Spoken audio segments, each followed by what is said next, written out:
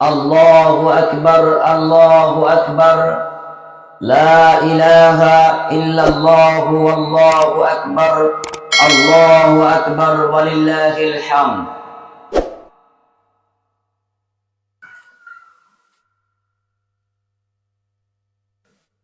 إن الحمد لله نحمده ونستعينه ونستغفره ونعوذ بالله من شرور أنفسنا ومن سيئات أعمالنا من يهده الله فلا مضل له ومن يضلل فلا هادي له وأشهد أن لا إله إلا الله وحده لا شريك له وأشهد أن محمدا عبده ورسوله الذي أرسله بالحق بشيرا ونذيرا وداعيا إلى الله بإذنه وسراجا منيرا بعد أعوذ بالله من الشيطان الرجيم وعاد وفرعون وإخوان لوط وأصحاب الأيكة وقوم تبع كل كذب الرسل فحق وعيد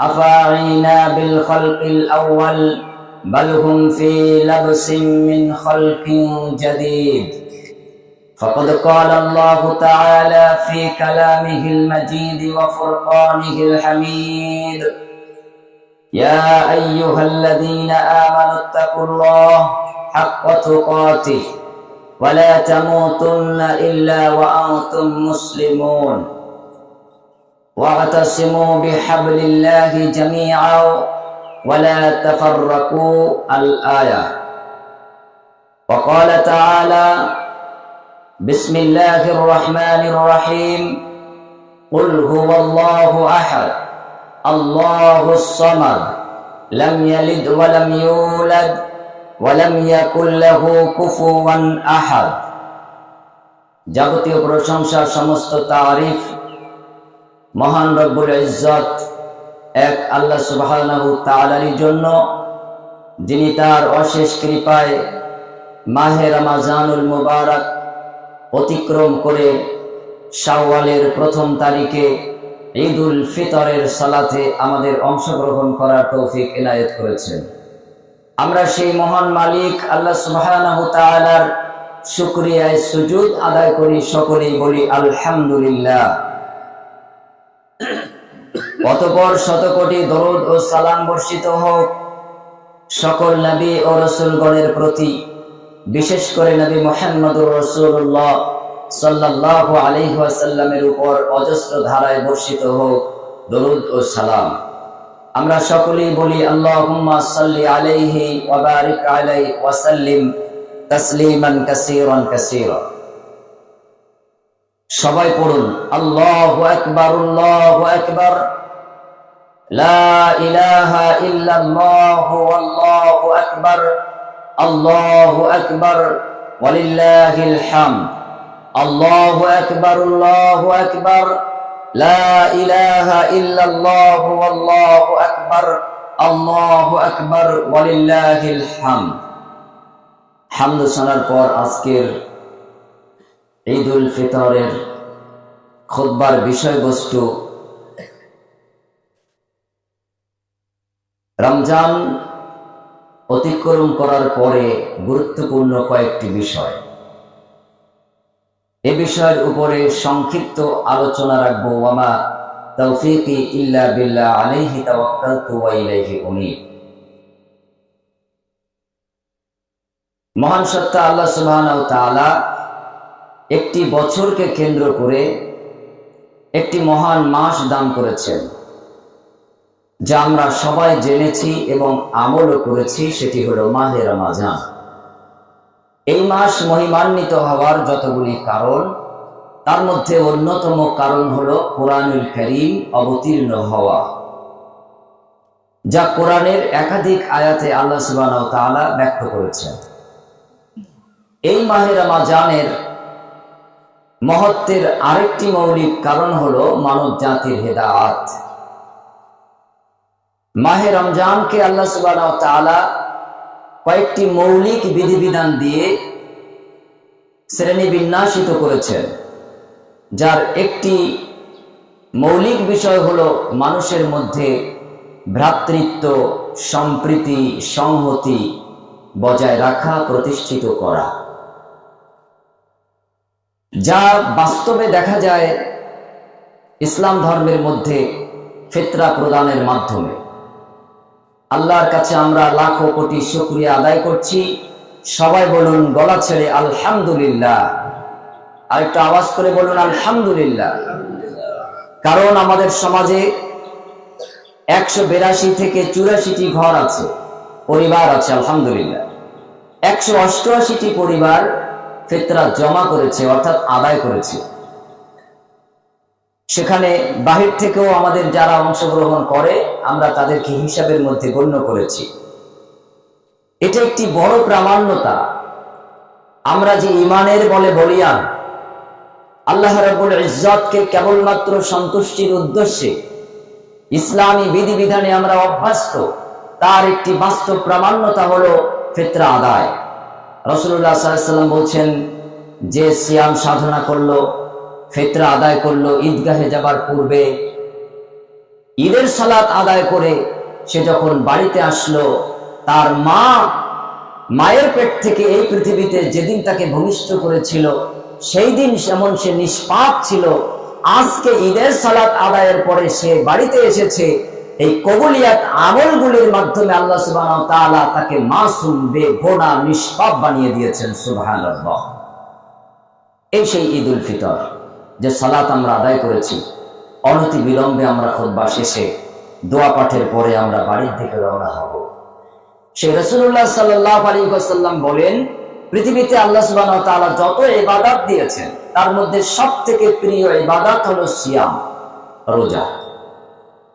একটা মানুষ সে যদি চায় সে সারা জীবন সিয়াম রাখতে পারে, সারা বছর রোজা পালনে তার আমল নামায় সওয়াব উপলব্ধি করতে পারে, তুলে নিতে পারে। আল্লাহ নবী সাল্লাল্লাহু আলাইহি ওয়াসাল্লাম বললেন যে 1 মাস সিয়াম সাধনা করলো, ভালো কাজের বিনিময় আল্লাহ সুবহানাহু ওয়া তাআলা কমপক্ষে 10 গুণ দেন। সূরা মাইদা, সূরা আনআমের 160 নম্বর আয়াতে আল্লাহ সুবহানাহু ওয়া তাআলা এই কথা উল্লেখ করেছেন, মান জাআ বিল হাসানাতি ফালাহু আশরু আমসালিহা। ভালো কাজের প্রতিদান আল্লাহ সুবহানাহু ওয়া তাআলা কমপক্ষে 10 গুণ দিয়ে থাকে। তো 30টি রোজা যে রাখলো, সে যেন বছরে 300টি দিন রোজা রাখলো। এরপর নবীজি বলেন, এই শাওয়াল মাসের চাঁদ উদয়ের পর ঈদের দিন ব্যতি রেখে যে শাওয়াল মাসের 6টি নফল সুন্নাত, নফল সিয়াম আদায় করলো, সে যেন 6 × 10 = 60 দিন সিয়াম সাধনা করলো। তাহলে এদিকে ছিল 300 + 60, আর 2 মাস, অর্থাৎ সে যেন গোটা বছরটাই সিয়াম রাখলো। তার আমল নামায় আল্লাহ সুবহানাহু ওয়া তাআলা এই ফজিলত, এই মর্তবা, এই নেকি প্রদান করে দেবেন। সুবহানাল্লাহি ওয়া বিহামদিহি সুবহানাল্লাহিল আযীম। কিন্তু দুর্ভাগ্য, এখন দেখা যায় আমাদের সমাজে মহিলারাই এই শাওয়ালের 6টি গুরুত্বপূর্ণ নফল সিয়াম রাখে। পুরুষরা এটা বেমালুম ভুলে গেছে। তারা বিভিন্ন প্রতিবন্ধকতামূলক কাজে ব্যতিব্যস্ত থাকে। নফল সিয়াম রাখবে কখন? এগুলি পরিত্যাগ করি। মহান রব আল্লাহ সুবহানাহু ওয়া তাআলা সূরা মাইদা 2 নম্বর আয়াতে বলেন, ওয়ালা তাআওয়ানু আলাল বিররি ওয়াত তাকওয়া। তোমরা ভালো কাজের সহযোগিতা করো। ওয়ালা তাআওয়ানু ওয়াল ইসমি ওয়াল উদওয়ান। তোমরা খারাপ কাজে একে অন্যের সহযোগিতা করো না। ওয়াত্তাকুল্লাহ, আল্লাহকে ভয় করো। ইন্নাল্লাহা শাদীদুল ইকাব। নিশ্চয়ই আল্লাহর আযাব কঠিন থেকে কঠিনতর। অতএব ভালো কাজের প্রতিবন্ধক না হয়ে আপনি ভালো কাজের সহযোগী হন। মহান রব আল্লাহ সুবহানাহু ওয়া তাআলা সূরা মাইদার 2 নম্বর আয়াতে তাই বলেছেন। এবং শাওয়াল মাসের এই গুরুত্বপূর্ণ নফল সিয়াম সম্পর্কে নবীজি অনেক হাদিস রেখে গেছেন। সহিহ মুসলিমের 2648 নম্বর হাদিস, তিরমিজি 751 নম্বর হাদিস, যা আমি রমজান মাসে জুমার সালাতের খুতবায় বিস্তারিত আলোচনা করেছি। মহান সত্তা আল্লাহ সুবহানাহু ওয়া তাআলা এই ঈদকে কেন্দ্র করে আমাদেরকে কি নিয়ামতে ভূষিত করতে চেয়েছেন, আজকে একটু সেটা জানাতে চাই গোটা মানব সমাজের উদ্দেশ্যে। মহান সত্তা আল্লাহ সুবহানাহু ওয়া তাআলা মানব জাতিকে হেদায়েতের মাধ্যমে ন্যায় পরায়ণতা শেখান, ন্যায় বিচার শেখান। তো ন্যায় পরায়ণতা হওয়া, অবলম্বন করা, এটা হলো মানব জীবনের আবশ্যকীয় একটি গুরুত্বপূর্ণ বিষয়। কিভাবে আপনি নিজেকে ন্যায় পরায়ণ করবেন, অপরকে আপনি ন্যায় দেবেন, সমাজকে আপনি ন্যায়ের মাধ্যমে উন্নীত করবেন, এটা কিভাবে সম্ভব? সেটা সম্ভব হচ্ছে আল কোরআন এবং সহিহ সুন্নাহর জ্ঞান অন্বেষণের মাধ্যমে। আপনি তার যে বাস্তবায়ন করবেন, এর মাধ্যমে আপনি একজন ন্যায় ও নিষ্ঠাবান ব্যক্তিতে পরিণত হবেন। যদি আপনি ন্যায় এবং নিষ্ঠাবান ব্যক্তিতে পরিণত হতে চান, তাহলে কোরআন এবং সহিহ হাদিসের জ্ঞান শূন্য অবস্থায় যদি থাকেন, সম্ভব নয়। চাই কোরআন এবং সহিহ সুন্নাহর জ্ঞান এবং তার সদার্থক বাস্তবায়ন। ফজরের সালাতের আজান হয়েছে, জোহরের আজান হয়েছে, মাগরিবের আজান হয়েছে, আসরের আজান হয়েছে, এশায় আজান হয়েছে, কিন্তু ঈদগাহে কোনো আজান ইকামত আল্লাহ রাব্বুল আলামিন ধার্য করে দেননি। তারপরেও আল্লাহ রাব্বুল আলামিন আমাদেরকে নির্দেশ দিয়েছেন, যখনই তোমাদের রমজান শেষ হয়, শাওয়ালের পহেলা তারিখে সূর্য উদয়ের সাথে সাথে তোমরা ঈদগাহে হাজিরা হবে। মুয়াজ্জিন ডাকবে না, ইমাম হাঁকবে না, মাতব্বর মোড়ল কেউ তোমাকে স্মরণ করিয়ে দেবে না। তুমি যে রবকে স্মরণ করেছিলে তার বাস্তব প্রামাণ্যতা তোমাদের ইমানের ভিত্তিতে প্রদান করতে হবে। খোলা আকাশের নিচে ফাঁকা ময়দানে যে আরশে আজিমের মালিকের সামনে তোমাকে হাজিরা দিতে হবে। 2 রাকাত সালাতে অংশগ্রহণ করে রুকু সাজদার মাধ্যমে আল্লাহকে দেখাতে হবে, ইয়া রব, আমি সারা বছর তোমার গোলামে পরিণত ছিলাম, আজকে খোলা আকাশের নিচে বিনা ডাকে, বিনা একামতে তোমার ডাকে সাড়া দিয়ে খোলা আকাশের নিচে এসেছি। আমরা একান্ত তোমার দাস এবং গোলাম। আল্লাহ রাব্বুল আলামিন এই খুশিতে, সন্তুষ্টিতে তিনি বলেন, বান্দা, তোদেরকে আমি আমার রহম দিয়ে, দয়া দিয়ে জীবনের তরে মাসুম বেগুনাহ করে দিলাম। সুবহানাল্লাহ। আর যাদেরকে হাঁকা ডাকা, চিল্লিয়ে বিভিন্ন রকম উপঢৌকন দিয়ে আনতে হয়, তাদের ব্যাপারে কিন্তু আল্লাহ নবী সাল্লাল্লাহু আলাইহি ওয়াসাল্লাম এমন কোন ঘোষণা দেননি। ন্যায় পরায়ণতা। মহান সত্তা আল্লাহ সুবহানাহু ওয়া তাআলা তার নবী মুহাম্মদ সাল্লাল্লাহু আলাইহি ওয়াসাল্লামকে এই পৃথিবীতে ন্যায় প্রদান করার দায়িত্ব আরোপ করলেন। মুআয বিন জাবাল রাদিয়াল্লাহু আনহুকে ইয়ামানের শাসনকর্তা নিয়োগ দিয়ে রাসূলুল্লাহ সাল্লাল্লাহু আলাইহি ওয়াসাল্লাম গভর্নর করে তাকে প্রেরণ করলেন। মুআয বিন জাবাল রাদিয়াল্লাহু আনহুকে জিজ্ঞেস করলেন, নবীজি, আচ্ছা মুআয, তুমি ইয়ামানে পৌঁছে কিসের ভিত্তিতে তুমি মানুষকে ন্যায় দেবে, সমস্যার সমাধান করবে? তিনি বললেন, আল কোরআনুল কারীমের মাধ্যমে। আল্লাহ নবী সাল্লাল্লাহু আলাইহি ওয়াসাল্লাম বললেন, এরপর যদি তোমার জ্ঞান গরিমায় কোরআন বিশ্লেষণ করে সাথে সাথে সেটা উপস্থিত করতে না পারো, তাহলে তুমি কিসের ভিত্তিতে ফয়সালা দেবে? মুআয বিন জাবাল রাদিয়াল্লাহু আনহু তিনি বললেন, আমি নবী মুহাম্মদ সাল্লাল্লাহু আলাইহি ওয়াসাল্লামের সুন্নাহ থেকে মানব জীবনের সমস্যার সমাধান দেব। রাসূলুল্লাহ সাল্লাল্লাহু আলাইহি ওয়াসাল্লাম খুশি হয়ে গেলেন আর বললেন, মুআয বিন জাবাল, তুমি যাও, ইয়ামানের গভর্নর হিসেবে দায়িত্ব পালন করো। এই পৃথিবীতে নবীজি সাল্লাল্লাহু আলাইহি ওয়াসাল্লামের নিয়োগকৃত গভর্নর বিভিন্ন প্রদেশ এবং রাজ্যে, তার মধ্যে অন্যতম দায়িত্ব পালনে সফলতা লাভ করেছিলেন মুআয বিন জাবাল রাদিয়াল্লাহু আনহু। আবু দাউদের 3592 নম্বর হাদিসে এই কথা রয়েছে। মুআয বিন জাবাল রাদিয়াল্লাহু আনহুকে এই কথার মাধ্যমে নবীজি যেটা বোঝাতে চেয়েছিলেন সেটি হলো, তোমার ব্যক্তি চরিতার্থের স্বার্থে তোমার কোনো বিচার ব্যবস্থা, সমস্যার সমাধান, এটা যেন উপর লিখিত না হয়, এটা যেন কোনো বিষয়বস্তুতে পরিণত না হয়। একমাত্র আল্লাহ সুবহানাহু ওয়া তাআলা সন্তুষ্টি, আর সেটা হবে কোরআনের মাধ্যমে এবং বিশ্ব নবী মুহাম্মদ সাল্লাল্লাহু আলাইহি ওয়াসাল্লামের রেখে যাওয়া আদর্শ সুন্নাতের ভিত্তিতে। আমরা আমাদের জীবনে ন্যায় চাই, কিন্তু কোরআন এবং হাদিসের জ্ঞান অর্জনের মাধ্যমে আমরা সেই ন্যায় নিজেরা পেতে পারি না, অপরকে আমরা দিতেও পারি না। আমরা কেমন হয়ে গেছি জানেন? আমরা হয়ে গেছি সামনের দিকে চলমান একটি গাড়ির পিছনে আমার গাড়িটা ছুটিয়ে চলা মানুষের ন্যায়। কেমন?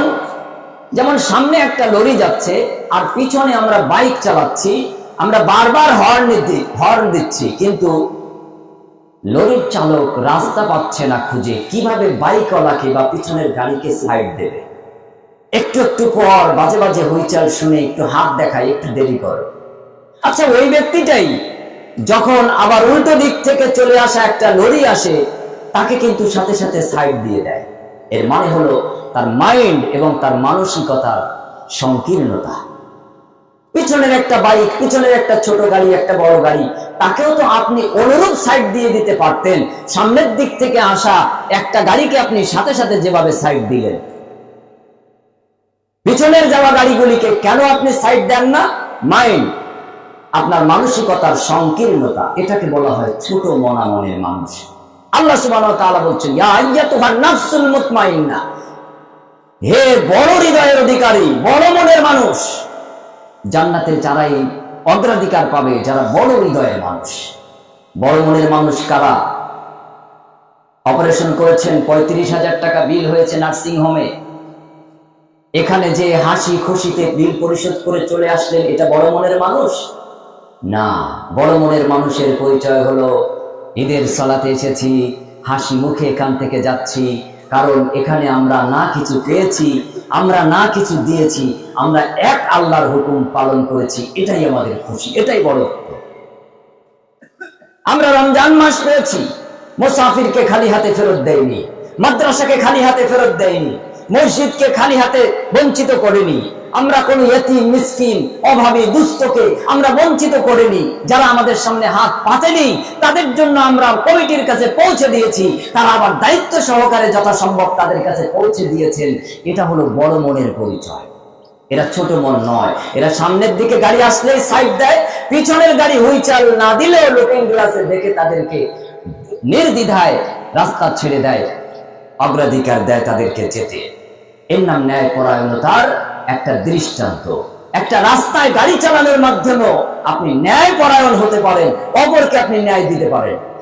সমাজ পরিচালনার ক্ষেত্রে, পরিবার পরিচালনার ক্ষেত্রে, দেশ পরিচালনার ক্ষেত্রে, ব্যক্তি জীবনকে পরিচালনার ক্ষেত্রে এই ন্যায় অতি সঙ্গত একটি বিষয় এবং অতীব গুরুত্বপূর্ণ একটি বিষয়। ন্যায় এবং আদল এটা না থাকার কারণে আজকে পরিবার বিধ্বংসের দিকে এগিয়ে যাচ্ছে, সমাজ নষ্টের দিকে এগিয়ে যাচ্ছে, দেশ এবং রাষ্ট্র ধ্বংসের দিকে অগ্রসর হচ্ছে, শুধুমাত্র ন্যায় আদল এটা না থাকার কারণে। অতএব আজকের এই ঈদের ময়দান থেকে উদাত্ত আহ্বান, আপনি যখন টুপি পরেছেন, গায়ে সুন্নতি পোশাক পরিধান করেছেন, সুগন্ধি মেখেছেন, আল্লাহর খুশির জন্য এসেছেন, মহান রব হলেন সব থেকে বড় ন্যায় পরায়ণ। তিনি ন্যায় পরায়ণকে ভালোবাসেন, তিনি ন্যায় পরায়ণতা মানব এবং জিনের কাছে দাবি করেন। এই ন্যায় পরায়ণতার মাধ্যমেই মহান রব আল্লাহ সুবহানাহু ওয়া তাআলা মানব জীবনের সুখ, শান্তি এবং সমৃদ্ধি প্রতিষ্ঠিত করেন। মানব জীবনে যদি ন্যায়ের অভাব হয়, ন্যায় পরায়ণতার ঘাটতি হয়, তাহলে পারিবারিক অবক্ষয়, সামাজিক অবক্ষয়, রাষ্ট্রীয় জীবনের অবক্ষয়, পার্থিব জীবনের বিপর্যয় এবং পরকালীন জীবনে জাহান্নামের শাস্তি ভোগ করা থেকে বাঁচার কোনো বিকল্প পথ নেই। তার জন্য ইমাম শাফি রাহিমাহুল্লাহ তিনি বলছেন, যার মধ্যে ন্যায় নেই তার পরিবার পরিচালনার কোনো ক্ষমতা নেই, সমাজ পরিচালনার ক্ষমতা নেই, এমনকি সে তার ব্যক্তিকে পরিচালনা করারও ক্ষমতা রাখে না। তার একজন উল্লেখযোগ্য ছাত্র জিজ্ঞেস করলেন, ওস্তাদজি এটা কেমন কথা হলো, আমি আমাকে পরিচালনা করতে পারবো না?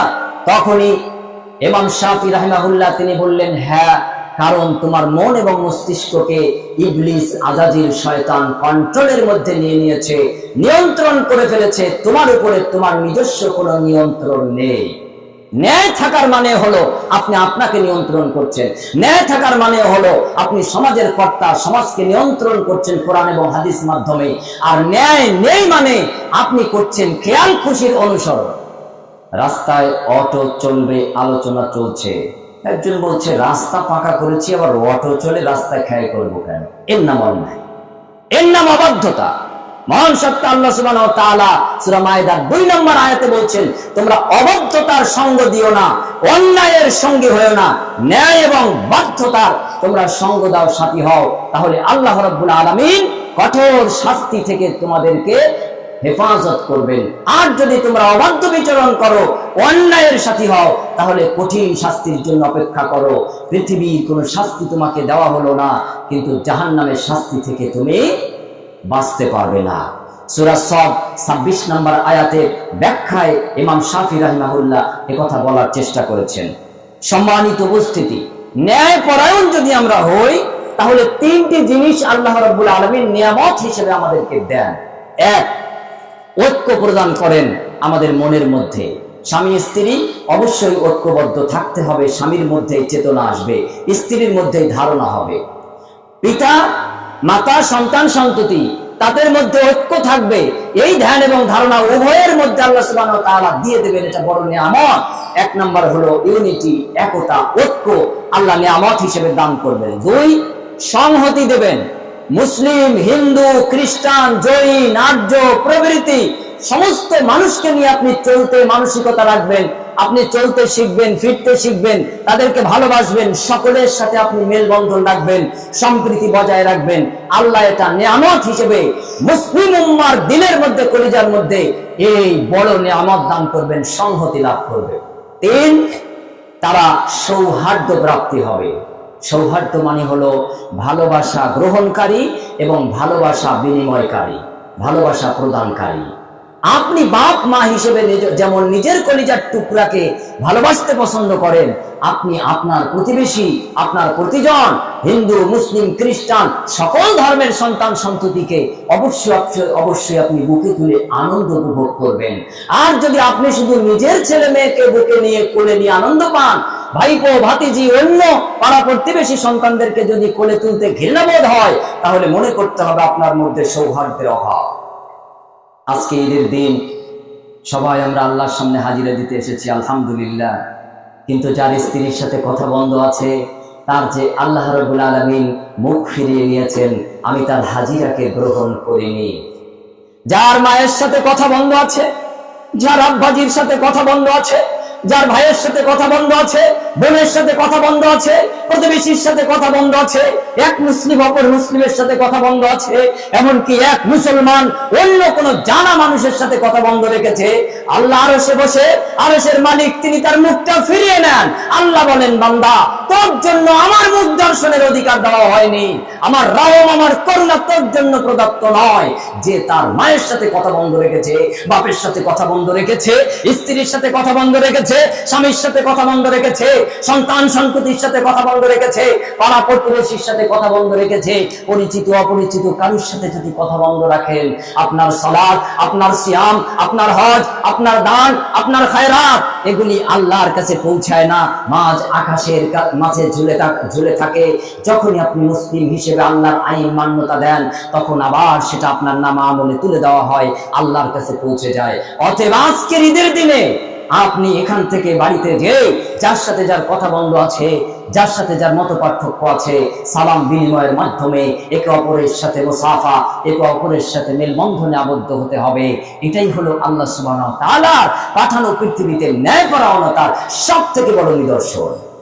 আল্লাহ নবী সাল্লাল্লাহু আলাইহি ওয়াসাল্লাম বলেন, যার সাথে যার দ্বন্দ্ব বিতর্ক আছে, যিনি আগে সালাম দেবেন, আল্লাহ রাব্বুল আলামিন তাকে 10টা রহম করবেন, তার 10টা গুনাহ মাফ করবেন, তাকে 10টা বেশি নেকি প্রদান করা হবে। সুবহানাল্লাহি ওয়া বিহামদিহি সুবহানাল্লাহিল আযীম। আল্লাহ নবী সাল্লাল্লাহু আলাইহি সাল্লাম সূরা আম্বিয়া 92-93, সূরা মুমিনুন 52-53, ইউনূস 19, সূরা বাকারা 213, এছাড়া সূরাতুশ শূরা 13 এবং 15 এবং সূরা আলী ইমরান 102 থেকে 107 নম্বর আয়াত পর্যন্ত মানব এবং জিন জাতিকে এই ন্যায়পরায়ণতা শিখিয়েছেন এবং তার যে প্রাপ্তি, এটা তিনি মানুষকে উপঢৌকন হিসেবে দিয়েছেন। মহান সত্তা আল্লাহ সুবহানাহু ওয়া তাআলা তিনি যেন আমাদেরকে ঐক্য, সংহতি, সৌহার্দ্য এবং মানুষের মাঝে আমাদের যে সম্প্রীতির বাতাবরণ, মেলবন্ধন আল্লাহ চান, সেটা যেন আমরা প্রতিষ্ঠিত করতে পারি। দেখেন, শেষ কথা আজকের ঈদে আমরা অনেক জিনিস খুঁজি, তার মধ্যে গুরুত্বপূর্ণ 6টি জিনিস। এই 6টি জিনিস রয়েছে যেখানে আমরা তলাশ করি আরেক জায়গায়। যেমন, এক, দিন রয়েছে ক্ষুধা, দরিদ্রতা ও ধৈর্যের মধ্যে। দিন মানে ধর্ম, ন্যায়, এটা রয়েছে ক্ষুধা এবং দরিদ্রতা ও ধৈর্যের মধ্যে। কিন্তু আমরা তালাশ করি কোথায়? উদর ভর্তি করে এই দুনিয়ার জমিতে, আগানে বাগানে খোঁজাখুঁজি করি। এখানে কিন্তু দিন নেই।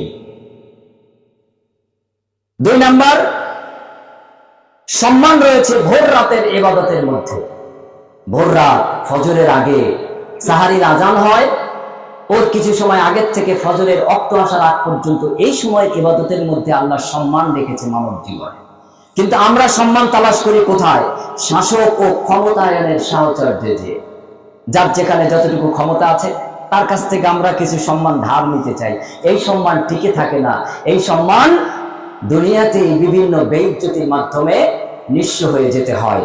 অথচ ইসলাম বলেছে সম্মান রয়েছে ভোর রাতের ইবাদতের মধ্যে। সম্মান চান, ইজ্জত চান, মান মর্যাদা চান, ভোর রাতের ইবাদত বন্দেগীতে অভ্যস্ত হন। 3, সুখ ও স্বাচ্ছন্দ্য রয়েছে জান্নাতে। কিন্তু আমরা মানুষ, আমরা তলাশ করি কোথায় জানেন? এই দুনিয়াতে, যেখানে কোনোদিন সুখ এবং স্বাচ্ছন্দ্য খুঁজে পাওয়া যাবে না। 4, বড়ত্ব মহত্ব রয়েছে বিনয় ও নম্রতায়। কিন্তু দুর্ভাগ্য, আমরা মানুষ এই বড়ত্ব খুঁজি অহংকার প্রদর্শনের মাধ্যমে। আমাকে মানবি না মানে, এটা দিবি না মানে, এটা অহংকার, এটা প্রতিহিংসা। জনাবে রাসূলুল্লাহ সাল্লাল্লাহু আলাইহি ওয়াসাল্লাম বলছেন, যেখানে যা রয়েছে সেখানে তা অন্বেষণ করো, তোমাকে আল্লাহ সুবহানাহু ওয়া তাআলা পাইয়ে দেবেন। ব্যবস্থাপনা আল্লাহ দিয়েছেন, নিজের খেয়াল খুশির অনুসরণে নয়। তাই তো আল্লাহ সুবহানাহু ওয়া তাআলা মানব জীবনকে এক সুন্দর ব্যবস্থা দিয়ে আমাদেরকে তিনি আবদ্ধ করে দিয়েছেন। আল্লাহ বলছেন, ইয়া আইয়ুহাল্লাযীনা আমানুত্তাকুল্লাহ, হে বিশ্বাসী সকল, আল্লাহকে ভয় করো। হাক্কা তুকাতি ওয়ালা তামুতুন্না ইল্লা ওয়া আনতুম মুসলিমুন, যেমন ভয় করা উচিত তদ্রূপ ভয় করো, আর মনে রেখো তোমরা পূর্ণাঙ্গ মুসলিম না হয়ে মৃত্যুবরণ করো না। আজকে যদি আমরা এখান থেকে বেরিয়ে যে একথা স্বীকৃতি দিতে পারি, বলুন আল্লাহু আকবার, আল্লাহু আকবার, লা ইলাহা ইল্লাল্লাহ, আল্লাহু আকবার, আল্লাহু আকবার, লিল্লাহিল হামদ। তার মানে হলো, আল্লাহ তুমি মহান, আল্লাহ তুমি শ্রেষ্ঠ, তুমি ছাড়া সত্য কোনো ইলাহ নেই, উপাসনা প্রাপ্তির যোগ্য নেই। আল্লাহু আকবার, আমি আরো সাক্ষ্য দিচ্ছি তুমি শ্রেষ্ঠ। আল্লাহু আকবার, তুমি মহান। ওয়ালিল্লাহিল হামদ, আমার জীবনের শুরু থেকে মৃত্যু পর্যন্ত ব্যক্তি, পরিবার এবং সামাজিক জীবনে মেলবন্ধন, সম্প্রীতি, সৌহার্দ্য, সংহতি, যাবতীয় কার্যকলাপ তোমারই প্রাপ্তি। অতএব তোমারই প্রশংসা আদায় করছি। ওয়ালিল্লাহিল হামদ। আমি আজকে তোমার দাস এবং গোলাম হিসেবে এই পৃথিবীর মাটিতে, রাস্তাঘাট, জমির উপরে চলছি। আমার বিরুদ্ধে মাটিও অভিযোগ করবে না। পিপীলিকা যেমন চলে, রাস্তার উপরে চলার আমার গতি তাই। একটা সাধারণ পোকামাকড় রাস্তায় যেমন চলে, আমি একজন ইমাম হিসেবে আমার গতি তেমন। আলাদা কোনো গতি আমার নেই। আমি অহংকার মুক্ত, আমি প্রতিহিংসা মুক্ত, আমি জিঘাংসা মুক্ত, আমি গীবত মুক্ত, আমি পরনিন্দা মুক্ত, আমি জিনা মুক্ত, আমি মিথ্যা মুক্ত, আমি অহংকার মুক্ত। আল্লাহ বলছেন, এই হলো আমার দাস, এই হলো আমার গোলাম। অতএব জান্নাতের দরজা তোমার জন্য খোলা। ফাদখুলি ফি ইবাদি ওয়াদখুলি জান্নাতি। বান্দা ইবাদত বন্দেগী করেছো, জান্নাতে প্রবেশ করো। আল্লাহ সুবহানাহু ওয়া তাআলা যেন আমাদের সকলকে সুমতি ও সুতৌফিক এনায়েত করেন। প্রত্যেক ইবাদতের যে সুপ্রাপ্তি, নিয়ামতে যেন আমাদেরকে আল্লাহ সুবহানাহু ওয়া তাআলা ধৈর্য করেন। ইসরায়েলের বিরুদ্ধে ফিলিস্তিন, গোটা মুসলিম উম্মাহকে যেন আল্লাহ সুবহানাহু ওয়া তাআলা বিজয় দান করেন, তাদেরকে যেন হেফাজত করেন। গোটা মুসলিম উম্মাহকে যেন আল্লাহ সুবহানাহু ওয়া তাআলা হেফাজত করেন, অভাবীকে অভাব মুক্ত করেন, অসুস্থকে সুস্থতা দান করেন। যারা মৃত্যুবরণ করেছে আল্লাহ সুবহানাহু ওয়া তাআলা তাদেরকে যেন জান্নাতুল ফেরদাউস সহ অন্যান্য জান্নাতের মেহমান বানিয়ে নেন।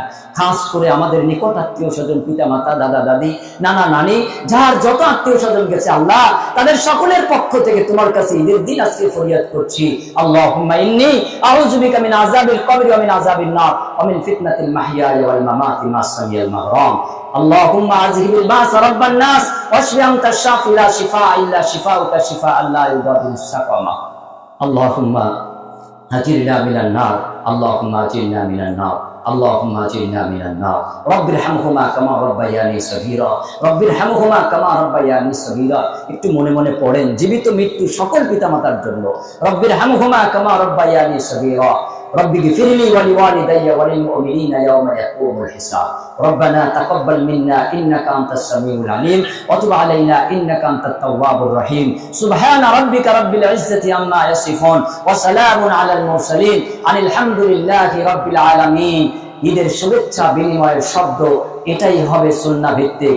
তাকাব্বালাল্লাহু মিন্না ওয়া মিনকুম, শেখার উদ্দেশ্যে বলুন তাকাব্বালাল্লাহু মিন্না অমিনকুম, আমাদের সকলের পক্ষ থেকে ভালো আমলগুলি আল্লাহ রাব্বুল আলামিন যেন কবুল করেন, আমার পক্ষ থেকে যেন কবুল করেন, আপনার পক্ষ থেকে যেন কবুল করেন।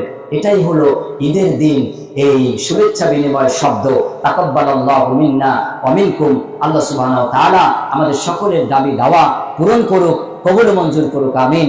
আসসালামু আলাইকুম ওয়া রাহমাতুল্লাহি ওয়া বারাকাতুহু।